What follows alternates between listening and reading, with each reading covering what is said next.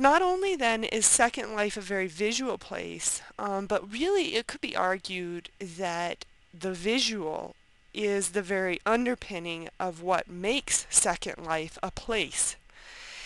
And yet, if one searches through the educational research database, that is to say ERIC, it's very hard to find any pertinent literature regarding visual literacy applied in Second Life. In fact, I didn't get any hits at all when I did that search that were particularly pertinent. I somehow did manage to hit on an article by Stowager, and she does talk about the very visual environment of Second Life. However, we could say for sure that this is an underexplored area, and so the purpose of my presentation today is to explore the question of whether Second Life can be used as a forum for applying the principles of visual literacy. And throughout the rest of the presentation, we're going to visit some places and see some things in Second Life that I think nicely demonstrate the principles of visual literacy. The application of this is not only to the practitioner, but also to certainly the instructor and the instructional designer. Fraught with visual resources, the first island that we'll visit is Health Info Island, where one can find resources ranging from nutrition to virtual ability.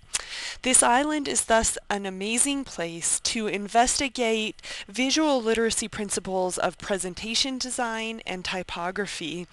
I have chosen in this case to focus in on one billboard that is produced by the public broadcasting station, PBS, and is part of a series called Their Emotional Life.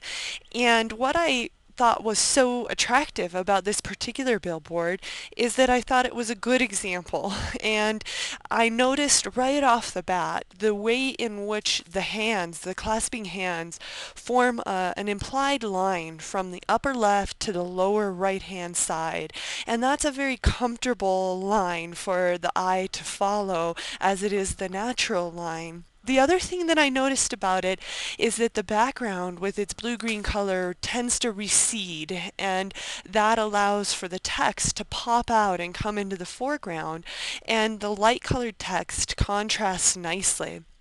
Not only is the text well designed in that respect, but also using a lowercase sans serif font gives this a very readable nature. It's easy to read because of the notable ascenders and descenders, and the fact that it is in lowercase enables more readability. The sans serif font also gives a nice contemporary feel to this particular piece, and of course a nice grouping is also seen here.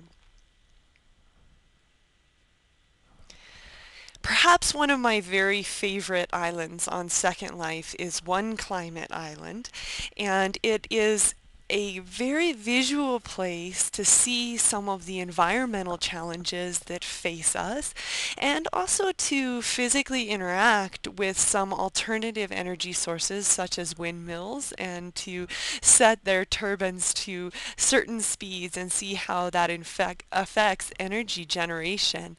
In this photograph, I've shown a visual take on these alternative energy sources by taking a picture with a very low angle so that one looks up with an implication of reverence for alternative energy, and the line of the shaft of the windmill guides our eyes up to the blades, and with the backlighting I feel that that gives an even more angelic glow almost to this alternative energy source, further implying reverence.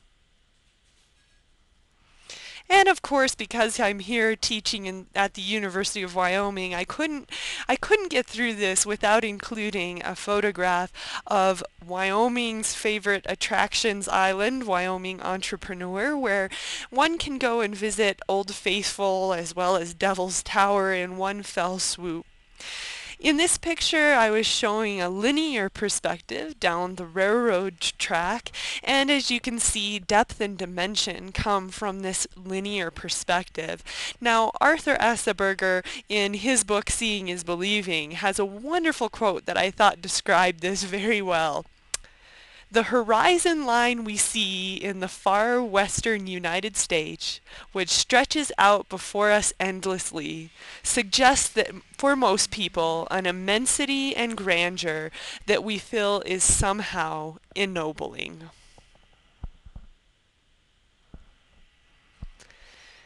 The geneticist's haven is Genome Island, and this island has resources ranging from virtual labs of virtual PCR and virtual DNA sequencing, all the way to Mendel's pea garden. My favorite place, though, on the island is the prokaryote garden, where one can find DNA plasmids from a wide range of pathogenic bacteria. In this figure, I hoped to bring to our attention shape. More specifically, of course, the circular shape. And I found it very a draw to me was the way in which the circular shape, which tends to indicate endlessness, warmth, and protection, is an odd juxtaposed to the context of analytical quantitative science. The carefully enumerated base pairs displayed in increments contrast with the gentle welcoming curves of the circle. Likewise, it seems that the primary colors that we see on the plasmid map really contrast with the tranquil secondary colors of the background. In particular, we see the red really coming out at us.